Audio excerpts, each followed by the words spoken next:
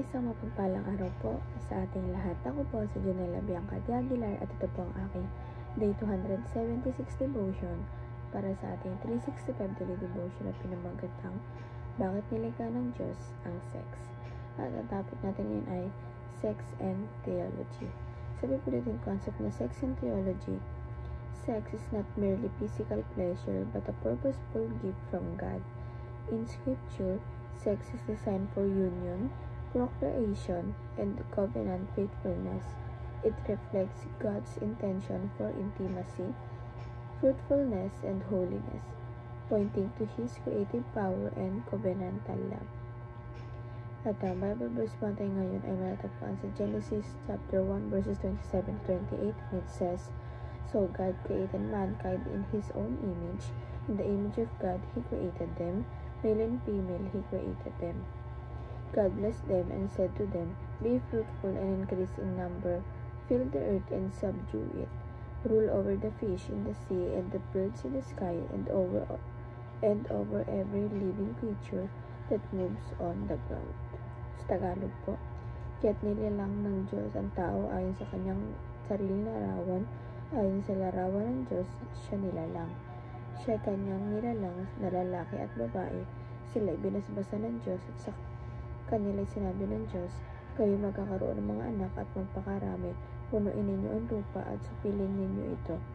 Magkaroon kayo ng pamamahala sa mga isda sa dagat, sa mga ibon sa himpapawid, at sa bawat bagay na may buhay na gumagalaw sa ibabaw ng lupa. At ang teachings po natin ngayon ay number 1. The purpose of sex is pleasure. Ito po, between marriage talaga po ito yung purpose talaga ng sex yung pleasure para kaginhawaan ng babae at lalaki para sa kasiyahan. Ganun po, ganun kasi talaga yung ginawang purpose sa ating Panginoon, and dun talaga siya dinesign. Yun yung purpose niya. Ganun siya binigay ng ating Panginoon sa mag-asawa, sa babae at sa lalaki. Diba? And number 2 po, the purpose of sex is procreation. Ito po, gusto kasi natin punuin natin bilang tayo mga tao.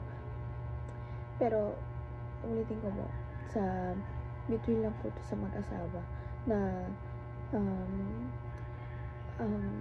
na talagang dinesign ito natin ba upang ma-enjoy, upang din binasbasan ito ng ating Panginoon para dumami yung mga tao.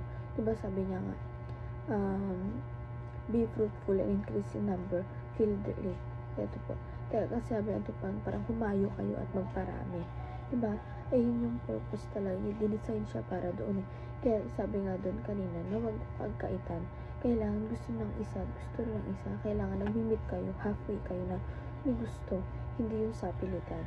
Kasi nilikha naman talaga ito na ating Panginoon para sa marriage life, para sa pleasure, para sa kasiyahan ng bawat isa. And number 3, the purpose of sex is praise. Ito po, hindi lang po ito para hindi lang po tungkol sa kasarapan, kundi pagpupuri sa ating Panginoon. Siyempre, diba, ang ending nun, ang after ng sex time is baby. Diba kaya kasi sinasabi nila kasi diba during that pleasure na ginagawa nyo, may blessing na kapalit, which is yung baby. Kaya yun, pinapahintulo talaga na ating Panginoon na enjoyin yun.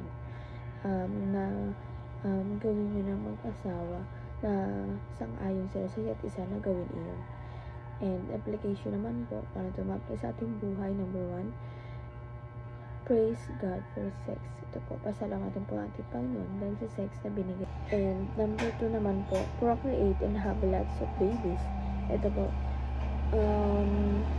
kaya diba, have lots of babies, talagang ginawa yun, diba, para talaga dumami tayo, para pahintulutan talaga yung mag-asawa na magkaroon sila ng anak.